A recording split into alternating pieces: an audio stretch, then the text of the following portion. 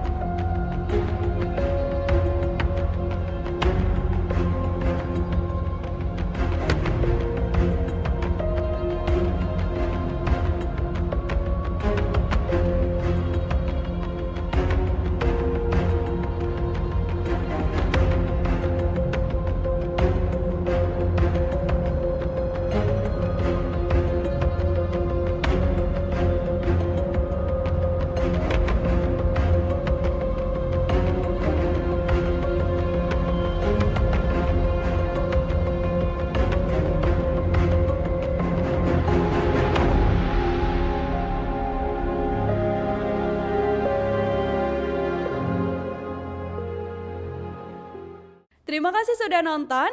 Jangan lupa like, subscribe, dan share ya.